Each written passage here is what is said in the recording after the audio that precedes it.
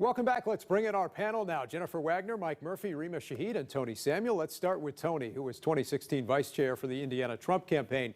The VP getting the vaccine publicly Friday. He called it a medical miracle when he came to Indiana this week.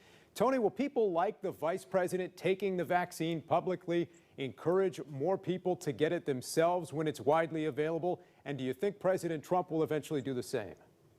I think so, and I think President Trump probably, I'm sure he will at some point.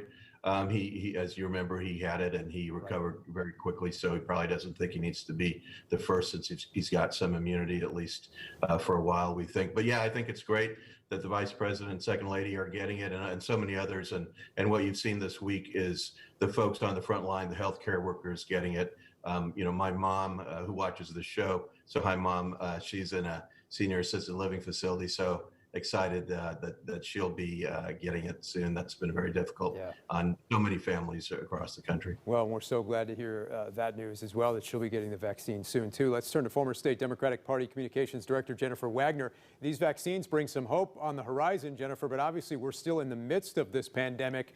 What changes do you think when the new administration takes office when it comes to public perception of this health crisis?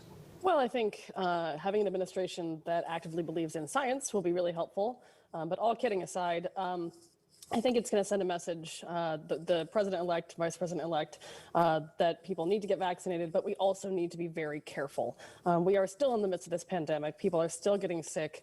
Here in Indiana, obviously, our infection rate and death rates are very, very high. We're coming into the holiday season, so Christmas, New Year's. Will people continue to use caution now that they think there's a vaccine that they might be able to get quickly?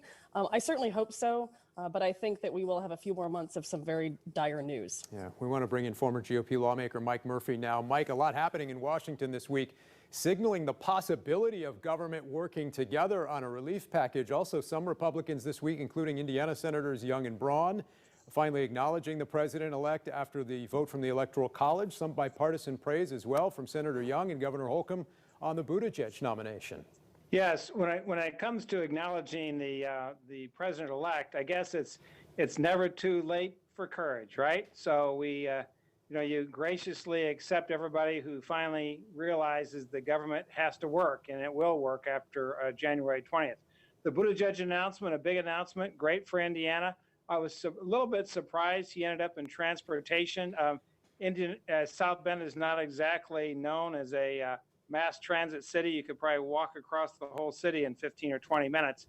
I really thought he'd go with a big city mayor, like maybe Joe Hogsett or the mayor of Chicago or the mayor of Atlanta, somebody who really has to deal with interstates and rapid transit. There aren't even any interstates in South Bend to deal with. But, God bless him. He's in the cabinet. I'm sure he'll do well, and Godspeed. Rima, I want to get your thoughts on the former mayor's nomination and also this question of whether the new year really can bring a new sense of bipartisanship in Washington, or is that just wishful thinking? The incoming deputy chief of staff had some colorful language to describe Republicans after everything that happened this past week with the Texas lawsuit. Can the parties work together after everything that's transpired? I absolutely think so. I think time and time again, what we've seen is despite rocky campaigns and colorful candidates, that Americans do the right thing and we come together to put America first. I think that it is laughable that there are some that are upset over the comments, given the president's comments, not just as a candidate, but also as a president. So I think that we really have to not be hypocritical and take things into context.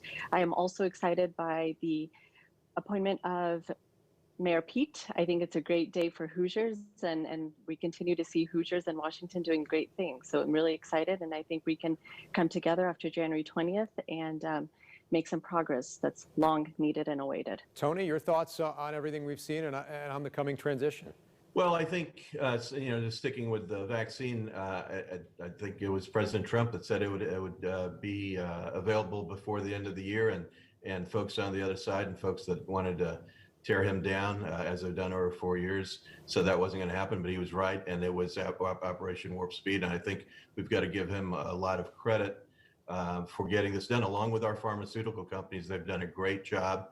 In our own Lilly on treatments. Yeah. My father-in-law got the bamlanivimab antibody treatment because he came down with COVID last week and felt better after Good. just about 24 hours. So we've got a lot to be thankful for. All right, meantime, this week at the State House, Governor Holcomb unveiling his agenda this week for the upcoming legislative session.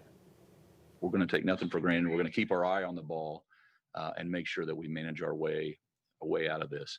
Again, our agenda, all 5 pillars, is all about making sure that we're able to guide those discussions.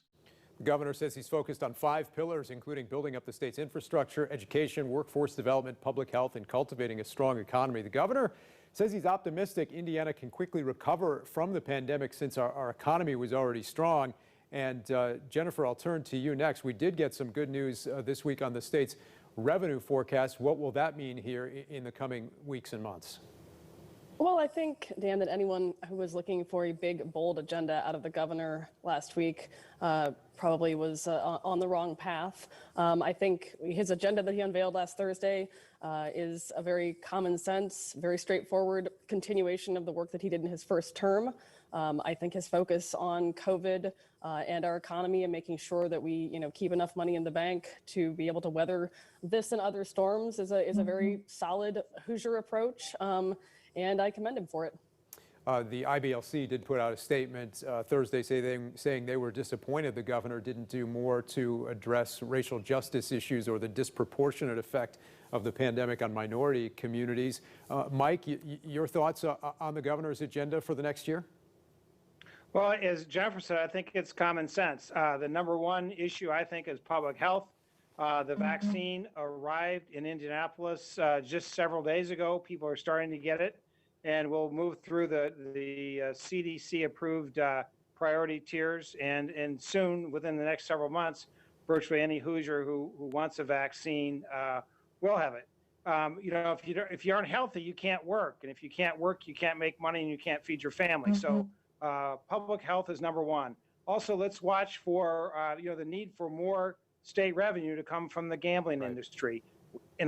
Whenever Indiana needs more money, they turn to gambling. Rima, your thoughts on the governor's agenda and other issues you're watching for this year at the State House? Yeah, we were really excited to see that the governor has pregnancy accommodations for workers in his agenda. That's something that we have advocated for. I think that we have to look at providing relief and accommodations for women and to ensure healthy women, healthy moms, and healthy babies. And this seems like something that we can all come together on to pass. I think Indiana's infant mortality rate is alarming, and that's a really easy way for us to make sure that people stay in the workforce but are also safe. Okay, thank you all. We'll see you again here in just a few minutes. Meantime, Indiana teachers also wondering about the state budget next year and whether they'll get that pay raise in the year ahead. We'll take a closer look after the break.